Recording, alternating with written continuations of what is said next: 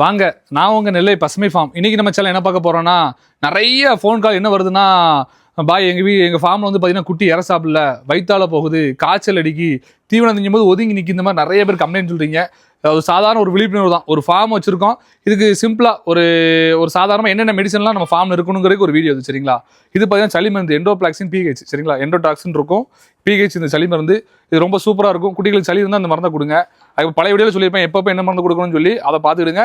இது வந்து சளி இருந்தால் அந்த குட்டிகளுக்கு கொடுங்க. இன்ஜெக்ஷன் போட தெரிஞ்சால் இன்ஜெக்ஷனாகவும் இருக்குது. இது நீங்கள் ஓரலாக வாயில் விடனா வாயில் ஓரலாக கொடுத்துக்கலாம். அதுக்கப்புறம் வந்து இது வந்து பேட்டரி செல்னு சொல்லுவாங்க சரிங்களா. இது பேட்டரி செல், இந்த இன்ஜெக்ஷன் பேர்.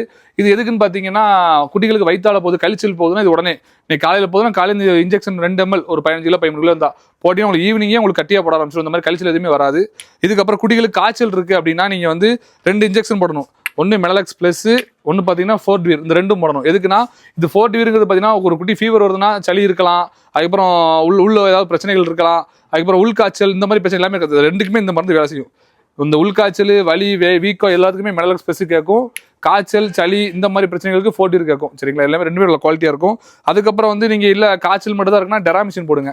ஃபீவர் மட்டும் இருந்தால் டெராமிசின் மட்டும் போடலாம். ஆனால் நாங்கள் எங்கள் ஃபார்மில் யூஸ் பண்ணுறது பார்த்தீங்கன்னா ஃபோர்ட்வீரும் மெனலக்ஸ் ப்ளஸ், இது ரெண்டு தான் நாங்கள் யூஸ் பண்ணுறோம். இந்த ரெண்டுமே ஃபோட்டோ போடுறேன்.